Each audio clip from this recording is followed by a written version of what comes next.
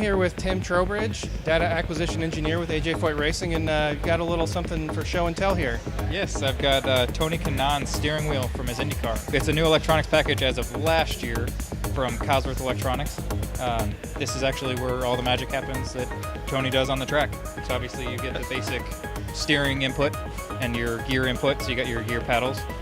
But unlike regular cars, instead of having 3 pedals, you have 2 pedals and an actual paddle on the steering wheel to do your clutch.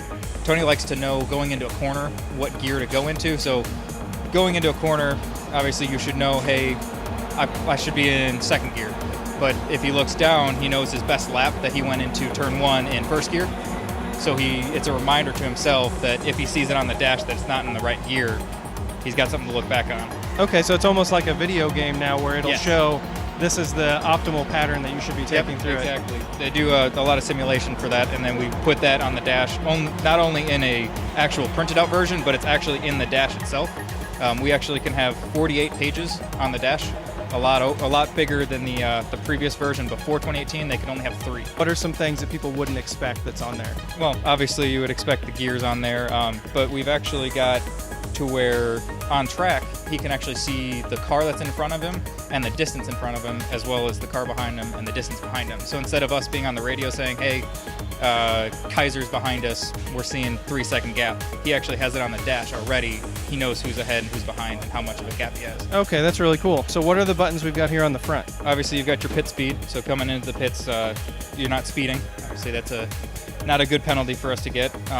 You have a neutral button and a reverse button, so they don't actually reverse and neutral through the paddles. They have to be in first gear, holding the clutch and using the buttons to get into reverse and neutral. We've got our radio button, so that's how Tony actually talks back and forth with us. You've got your page up and page down. Like I said, we got 48 pages, so got to be able to go back and forth with them. Drink pump, so he's actually got a pump to feed him water, drink water with it. You got your overtake button, so like in an IndyCar race, you're using your overtake at specific times. And then what we don't use on road and street course is actually a weight checker button. So we've got weight checker up and down. It's a function that we use on the ovals. And then we've actually got 2 rotaries. We've got an ECU map rotary and a fuel map. We don't do much on the ECU map, but on the fuel map, that's actually where we do our fuel strategy. So if he wants to fuel save, he's going to go in a different map that he is running full rich. What's it take for you to order a steering wheel that's to Tony's liking? Actually, we get to build these in-house. It's really fun. So we buy the steering casing, and then we buy the electronics, but everything else we actually build in-house. So we order the buttons, order the rotaries, but everything is built custom by one of us, one of our data acquisition engineers or our assistant engineers. Okay, and what does it cost to build one of these? We have it estimated around $15,000 a piece, and each car has 2 of them.